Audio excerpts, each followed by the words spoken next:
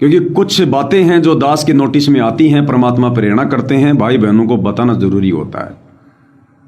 तो जिस प्रकार की ये ओछी हरकतें, ये बचकाना हरकतें, ये बच्चों जैसी हरकतें ये सतलोक आश्रम वाले कर रहे हैं, बड़े बड़े भगत कर रहे हैं, निकट भविष्य में यदि परमेश्वर ने हमें इस प्रकार की सेवा का मौका दिया तो आप और हमको पहले सावधानियां बताई जा रही हैं। गुरु भले कुछ नहीं कहेगा, लेकिन अगर गुरु की जरा भी आत्मा दुखी हुई हमारी किसी भी हरकत से, अगर गुरु को मानुष मानने वाला कोई भी कार्य यदि हमने किया इस प्रकार का, परमात्मा उसी समय भक्ति पद और मर्यादाओं से नीचे गिरा देगा।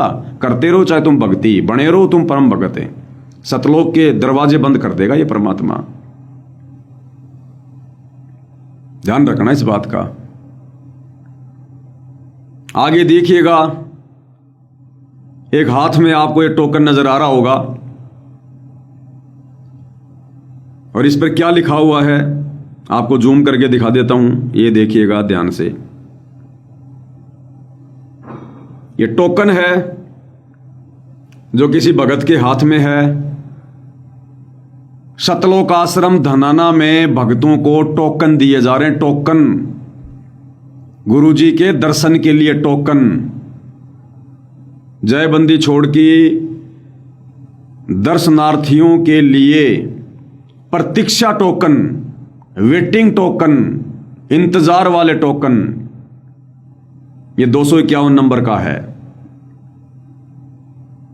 विचार करना भाई और बहनों,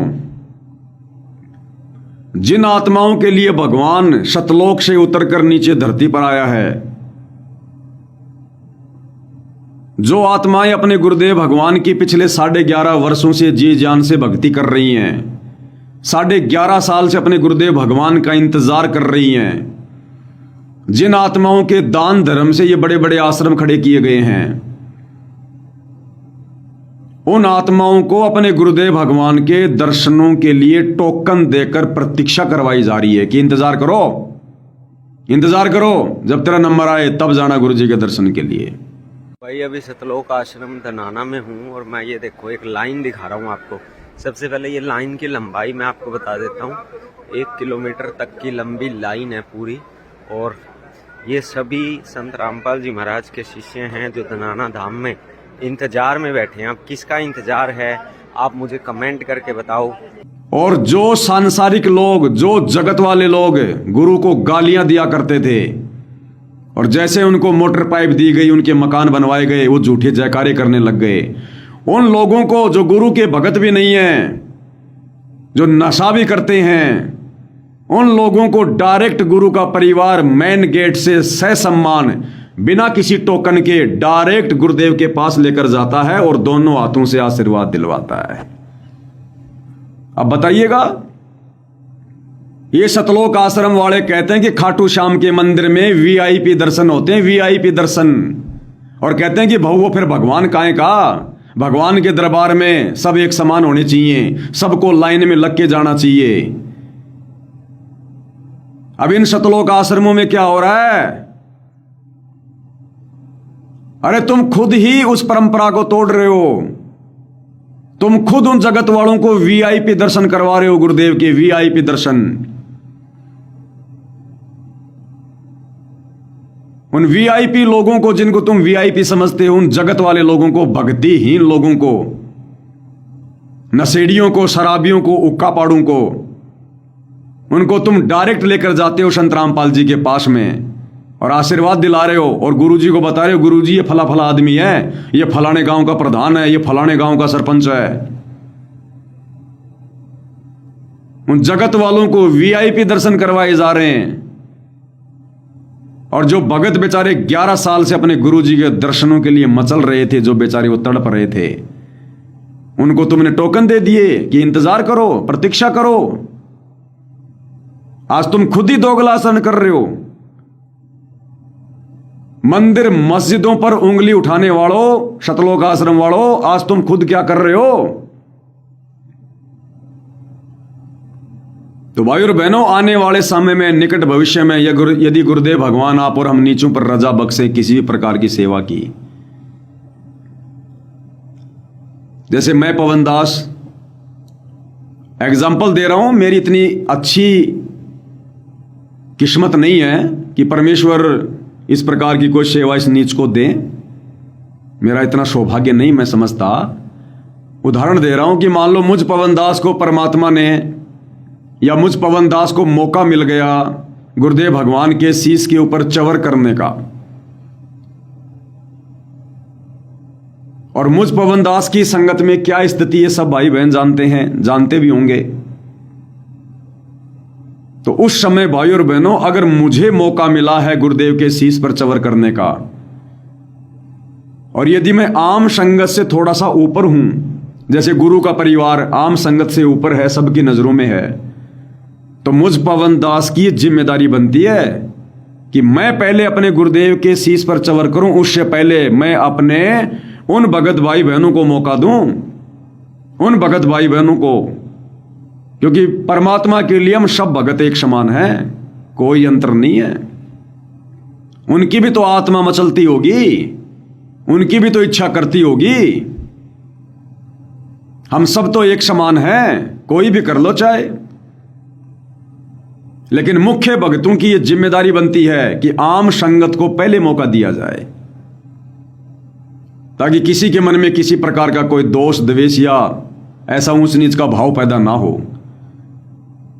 और इससे वो अंतर्यामी परमात्मा ये भी देखेगा कि हां, वास्तव में ये सभी भक्तों को अपना ही भाई बहन मानते हैं, इनके मन में कोई भेदभाव नहीं है, इनके मन में कोई चौधर नहीं है, किसी प्रकार का कोई घमंड नहीं, कोई अहंकार नहीं है। जिसको सेवा का मौका मिल जाए वो कर ले। गुरु का परिवार ही करेगा, बड़े बड़े भगत ही करेंगे, ये कोई जरूरी नहीं होती है। हम सब उस परमेश्वर के बच्चे हैं, वो समदृष्टि है, हम सबका अधिकार बराबर है।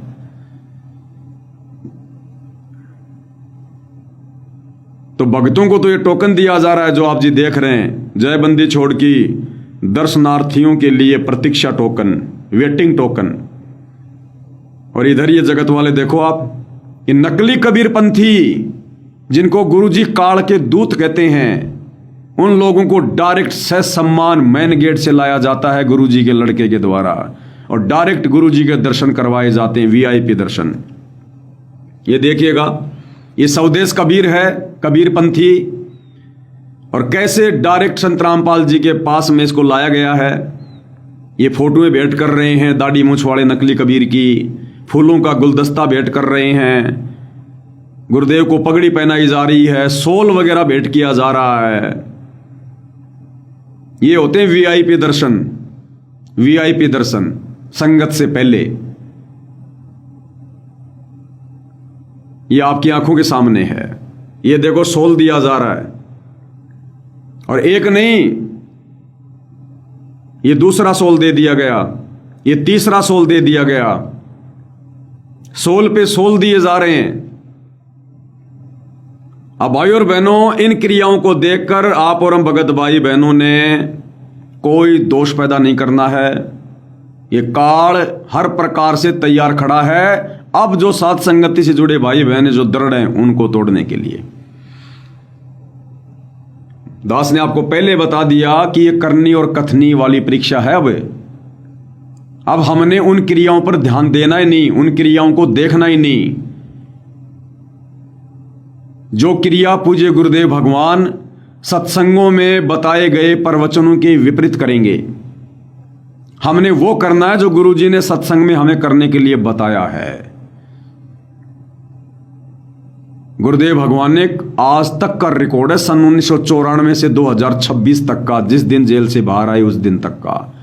गुरुदेव भगवान ने कभी किसी से अपना सम्मान नहीं करवाया, ना पगड़ी लेकर, ना शॉल लेकर, ना फूलों का गुलदस्ता लेकर,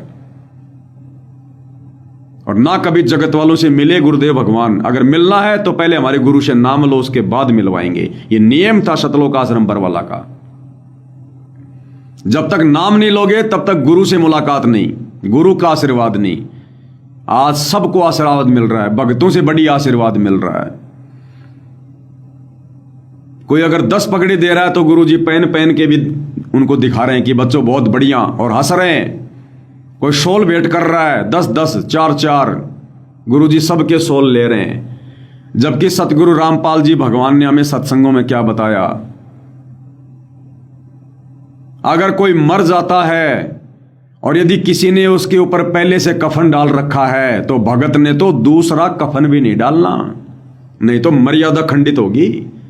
भगत ने तो दूसरा कफन भी नहीं डालना अगर पहले से किसी ने कफन डाल रखा है तो, मुर्दे पर भी। और अब सतगुरु रामपाल जी खुद, जबकि ये सोल ना वो पहनेंगे ना वो ओढ़ेंगे, ना ये सोल उनके किसी काम के, और ना ये लोग सतगुरु रामपाल जी को जानते ना पहचानते कि ये क्या परम शक्ति है। उसके बाद भी गुरुदेव भगवान इनकी पगड़ी भी ले रहे हैं, इनके सोल भी ले रहे हैं, कोई हड़ दे रहा है तो हड़ भी ले रहे हैं। अब बताओ हड़ का क्या करेंगे संत रामपाल जी? संत रामपाल जी खेतीबाड़ी करेंगे क्या? बैल से खेत जोतेंगे क्या? ऊंट से खेत जोतेंगे क्या? हड़ उनके किस काम का? और वो हड़ भी 1.5 फुट का, उससे फसल भी नहीं हो, उससे खेतीबाड़ी भी नहीं हो। फिर भी सतगुरु रामपाल जी उस बेमतलब की चीज को ले रहे हैं, बेमतलब की चीज को। अब यही लीला चलेगी और इस लीला को देखकर बहुत सारे डगमग होंगे। देखो आश्रमों से जुड़े भाई तो पहले से मर्यादा तोड़कर डगमग हैं, वो तो चाहते ये हैं और वो ही परमात्मा कर रहे हैं। वो तो पहले से डगमग हैं, भगवान से दूर हैं, छोड़ दो। कोई हनुमान जी की गदा दे रहा है संत रामपाल जी को, अब संत रामपाल जी क्या करेंगे उस गदा का, ये सोचने की बात है। अरे गदा तो किसी पहलवान को देनी चाहिए ताकि किसी का सिर फोड़ दे समय आने पे। अगर लड़ाई झगड़ा हो जाए तो किसी का सिर फोड़ दे, ये तो पहलवान को देनी चाहिए गदा। हनुमान जी के पास थी गदा, दुर्योधन के पास थी, भीम के पास थी। गदा क्या काम आती है? गदा कोई चरण चंपी करने के काम आती है क्या? अरे गदा कोई चरण चंपी करने के काम आती है क्या? ये तो हथियार है, हथियार। पहले के समय में यही था हथियार, लड़ाई का हथियार संत को भेंट किया जा रहा है। उस गदा का क्या करेंगे? किस काम की वो? उसका लेकर भी क्या करेंगे? सिर फोड़ना किसी का। लेकिन ले रहे ना, ये उनकी लीला। इस लीला को देखकर भी बहुत सारे डगमग होंगे। अब सतगुरु ऐसा ही करेगा, अब जगत को प्रसन्न करेगा, अपनी संगत को भी प्रसन्न रखेगा और जगत को भी प्रसन्न करेगा।